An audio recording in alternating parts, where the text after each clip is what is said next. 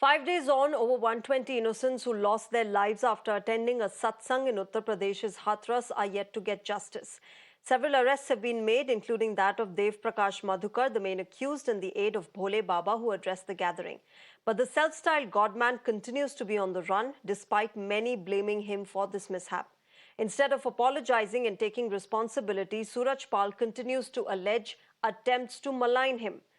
Through his lawyer, AP Singh, Bhole Baba has made a claim that a group of people attended his satsang and suffocated his followers using poisonous cans.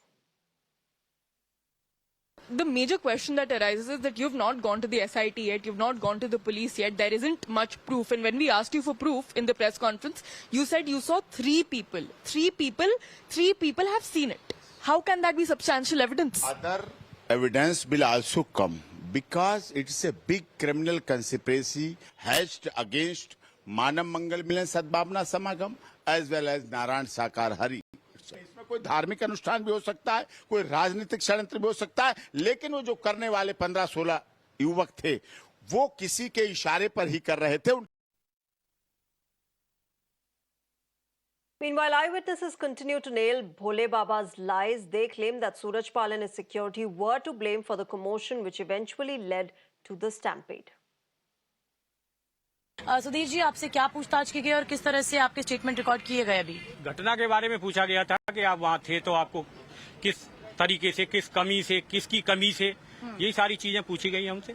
किस तरह से आपने विवरण दिया? 2 जुलाई को क्या कुछ हुआ था, कितने बजे हुआ था, सब बताइए. घटना हुई, जो हमने देखा वही बताया उनको. क्या देखा आपने, वो बताया? हमने वही देखा कि बाबा जी की वो रज लेने के लिए काफिले के पीछे भीड़ दौड़ी. उनके सेवादार जो थे कि ब्लैक एंड कमांडो, उन्होंने धक्का मुक्की की और कुछ लोग अब झुके तो वो भीड़ के दबाव में, भीड़ इतनी थी वो दबते चले गए और गिरते चले गए, फिर उठ नहीं पाए वो लोग. किसी ने इस तरह की अनाउंसमेंट की कि आप लेके जाना, सबका कष्ट दूर हो जाएगा. कब की थी? तो उसके बाद में सत्संग खत्म होने के बाद में जब जाने को हुए लास्ट में क्या बोले थे? यही बोले थे कि चरण रज लेके जाना हमारी, आपके सबके कष्ट दूर हो जाएंगे. अच्छा, उसके बाद में बाबा का काफिला चला. हाँ। भीड़ उठी वहाँ से तो बाबा के काफिले के पीछे दौड़ने लगी. अंधविश्वास में झुकने लगे चरण रज लेने के लिए. उसमें भीड़ का दबाव था. इधर उन्होंने धक्का मुक्की की तो उसी में फिर उसके बाद धक्का मुक्की कैसे शुरू हुई? कोई आपने देखा कि कोई और लोग आए थे बाहर के लोगों ने? कतई नहीं था, कोई नहीं था, ऐसी कोई चीज नहीं थी वहाँ पे कि कोई उपद्रवी था या कोई वो नहीं था. प्रशासन रोड पे तो लगाई हुआ था, कोई ऐसा कोई नहीं था कि कोई शराबी था या किसी ने झगड़ा किया, कोई बात नहीं थी. ये तो उनकी ही अपने ही सेवादारों की कमी थी.